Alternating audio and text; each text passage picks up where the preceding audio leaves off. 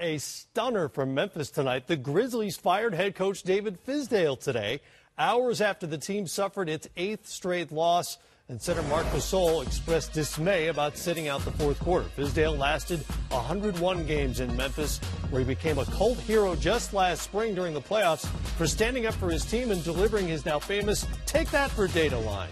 J.B. Bickerstaff has been named as the team's interim head coach. Last 6 games of this current slump, as you look at the numbers during the 8-game losing streak, have been without guard Mike Conley, who was on the sideline because of an Achilles injury. Just part of the context to think about when you consider the change.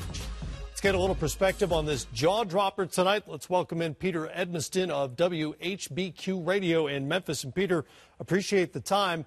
Are folks who follow the Grizzlies there in town as surprised as the rest of the league seems to be? Well, without a doubt, Matt, it's a stunner. I think that's the right word for it. As much as there were some issues, as much as there were things going wrong, anytime you have an 8-game losing streak punctuated by losses at home to Dallas and Brooklyn, you've got problems.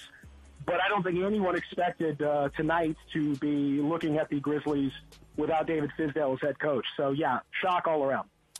Well, it came to a head last night, the relationship between Marc Gasol and David Fizdale, with Gasol commenting about his dismay not playing last night in the fourth quarter. Usually this is the sort of incident that would lead to a heart-to-heart conversation, not necessarily a firing. Was that the straw that broke the camel's back? I think so, yeah.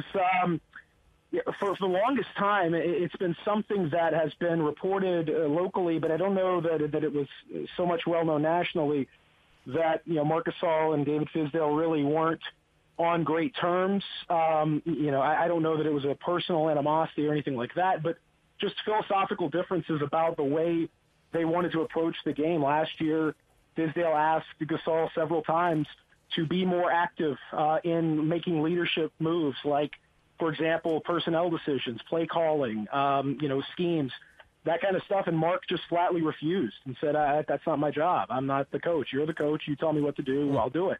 They had issues philosophically. They had resolved that a little bit over the summer.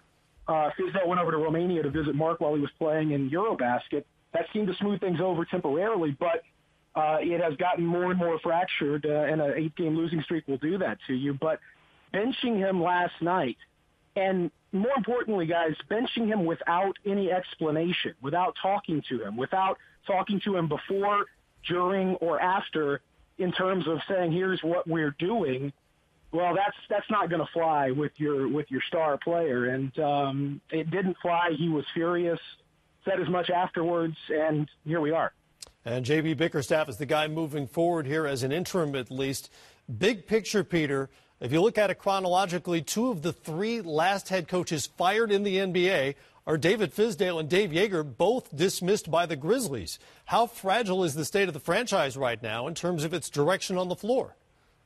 Well, on the floor, I think they are under no illusions about the transition that they've had to face.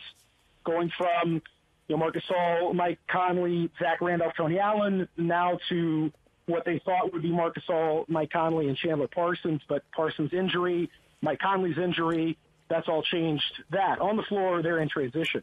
Off the floor, I don't think there's any doubt that the front office has not done them any favors in terms of stability. I don't know that the moves they've made have been all that great, and I don't know that in terms of ownership, they've had great connection with these coaches. Certainly the end of the Dave Joerger regime was fraught with a lot of problems on both sides.